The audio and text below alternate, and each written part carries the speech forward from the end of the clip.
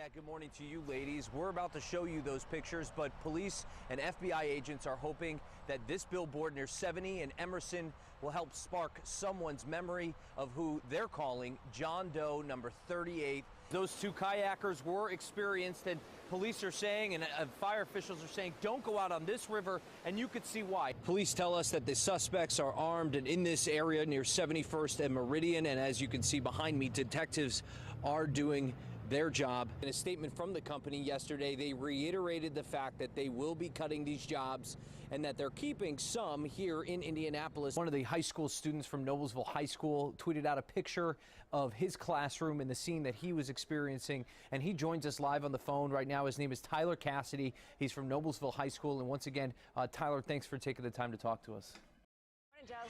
If you were lucky enough to ride your bike today, it was a perfect day for Car-Free Day. The difference is we hit them with a handsaw. These are just handbells. So you tap the bell. That counts as one. Yep. Now I'm gonna fall to Joe. The auto delay is very, very scary because it doesn't pick you up right away. Jambo! Yeah! Here we go. Oh yeah! With the dismount. 6, 5, 4, 3, 2. There's your race day, folks. A special opportunity here. We're waiting for the helicopter to land, and as you know, the green flag is in that helicopter. Let's see the touchdown. I'm gonna see if I can go talk to him. How is that coming in? Windy. Yeah, windy? Windy and hot. Break down this door first. That's the most important thing, you know? Yeah, okay. And you can actually hit him with real water, and that's like the best part about all of this. I got him, guys. I got him. So this is you did a great job. I think you're a veteran firefighter. Oh. I want to be an Olympic hockey player too. Well, it starts here, right? Yeah. All right, well, maybe you guys go take some shots against me. Right. That's good, that was good. Oh, that was on my face. Oh my gosh! I poked it. That was a second F and shouldn't count. Give me a push off, go ahead. Oh! Yeah, so this is, oh, sorry, bro. I kicked Brian in the face. Oh, yeah. There you go. Oh, see, he's using his force powers to make sure that everybody at home watches Channel 8. All right, girls, back to you, ladies, back to you. Rehearse segments with kids and live TV. Oh, I love this. Car-free day today. Me and my friend, we're going all the way downtown. Stay tuned. I'll bring you more from the bike coming up on Daybreak. All right, I'm off. Kindness from Central Indiana's rising NBA star, and a special letter Victor Oladipo wrote to a boy diagnosed with leukemia. Our Joe Melillo had a chance to visit with the family, to hear those words, to see them read them aloud as well. Clearly an emotional story in time for them. And for everyone, really, the Danville community has been reaching out to me on Facebook, even over the last hour, just to say how much they're excited to see Cameron and this story on air, and we're happy to do it for sure. And letter is only a few paragraphs of encouragement, but really it's all that it took to make a difference. Hey Cameron, I recently heard about your battle with leukemia, and I just wanted to encourage you to stay strong. Cameron Kirk is a quiet but strong 10-year-old from Danville. He's just a very relaxed, go-with-the-flow kid, just always calm. In April, everything changed when he was diagnosed with leukemia. And now he begins a 3-year battle at Riley Hospital for Children. He has lots of pokes, lots of sticks, lots of blood tests, lots of spinal taps coming up. I know this is a scary and very frustrating time right now, but you must believe in yourself and everyone around you that is helping you through this time. Cameron's mom, Carrie, remembers the moment she got the news. I fell to the floor, cried and prayed. It's like you get every emotion at once and you just don't know how to handle the emotions. I don't really know how we're feeling yet. Then hope showed up at their doorstep, just 10 days after his diagnosis. May God give you the strength, comfort, and special blessings that you need as you face each new day. Someone contacted the Pacers to tell them about Cameron.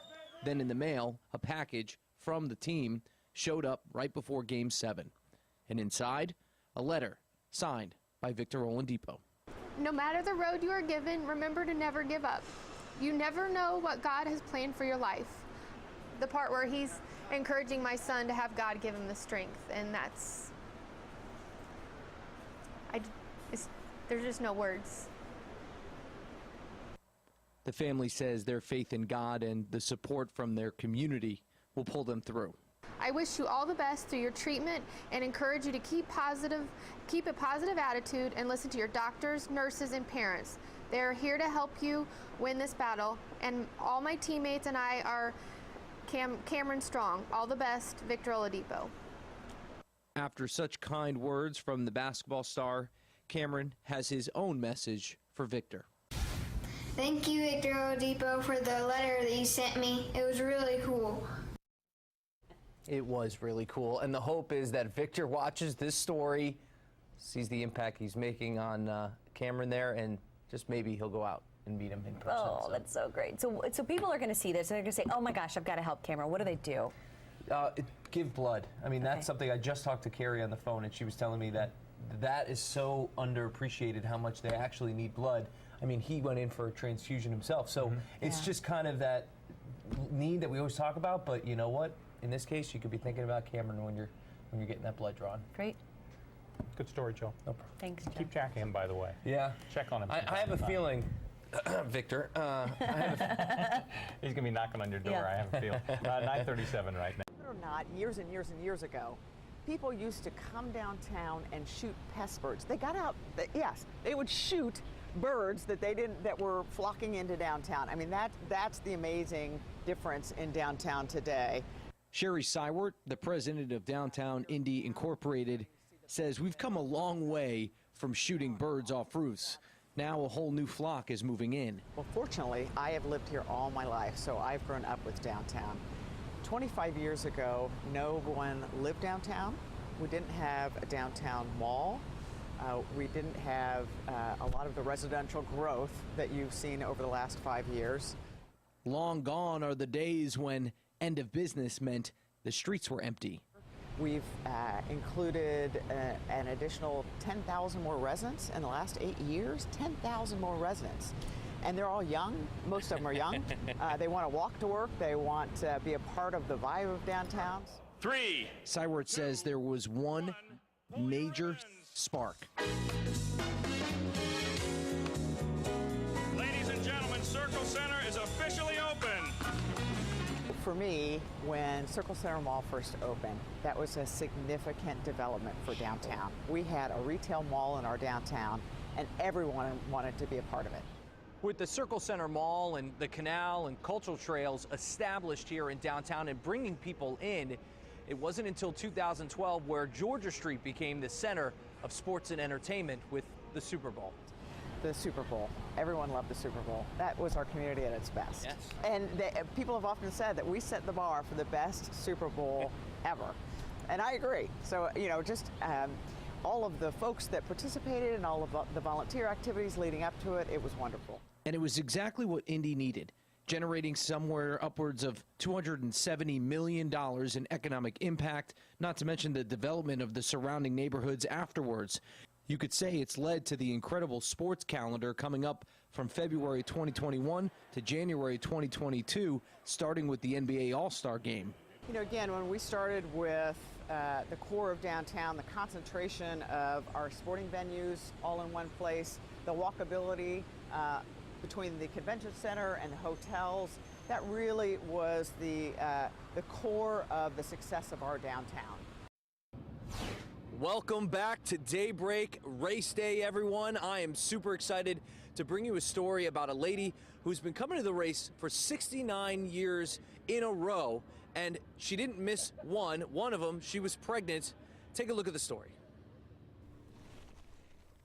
As we get older, time That's it. becomes everything. Okay, I'm watching this line over here, so there he is. For Kathleen Spiker, time fits in the palm of her hand, and it's represented by a streak like no other. I'm just proud of it, and I just want to keep doing it because I love it so much. When she sits at turn 1 at the Indianapolis Motor Speedway this year, it will be her 69th race in a row. It makes you feel young just to be able to go. The streak started with her first race in 1950 when she was a young girl with her father. I had a great dad. So. That's who taught her how to time cars. Keep track of if they drop out, whether they wreck. I record all the crashes or pit stops, all that kind of stuff. I'm constantly writing all that down. Make every 10 laps, I write down the position of the cars. She has the collection to prove it. Don't you think you're obsessed a little? Yes, yeah, kind of. What? But so everybody's got an obsession about something. The streak was in jeopardy a few times. It had its bumps, so to speak. On the Friday before, and some lady ran a stop sign, broadsided and demolished my Opel GT. Kathleen was 8 months pregnant with her son. They took me to the hospital, of course, checked me out, and I had to take a few pain pills to get up to my seat, but I got there. Over the years, she's made some famous friends. Duke Nalen, AJ Foyt. So we were reminiscing mainly, AJ and I. But through it all, there's one thing that only Indianapolis 500 fans understand completely that Kathleen embodies. It's a binding effect. It gives you something in common that you do. I mean, families go in different directions, but we had racing in common. It was a glue. And like the hands on a stopwatch, just the roar of those cars going around. time stands still every once in a while at the Indy 500. Yeah, wait till he gets back around and snap it again and read it. This is a good place to start. If you've never done ballet, it's a sport like no other. Something I was really worrying is, how'd I do on my outfit? Your outfit, I think you nailed it. You have like a nice spandex thing going on down here, and I like the monochrome a lot. It's really working for you. A lot of black. Okay. No, but the sneakers though, that's a problem. Yeah, it's going to be a problem. You're going to have to take them off, get your toes nice and warm. Fine. As for the shoes, I got my first pair. Got my own shoes then. Next, I was ready for the bar and honestly just tried to keep up.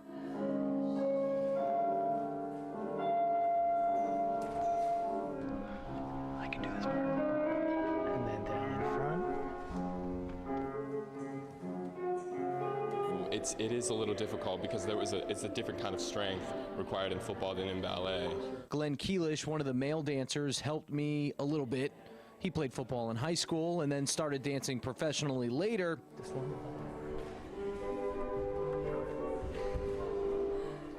I think you can see the difference. In ballet, you're using your strength, but you're trying to elongate the muscles at the same exact time. Oh my God. He was nice enough anyway. Honestly, I was kind of surprised your fifth position was really good for someone who never done fifth position. I don't know what fifth position means, but yo, I did it. I did it. He did it. Absolutely. You did it. You did it well. When you start a ballet, you're taking a risk. Sure.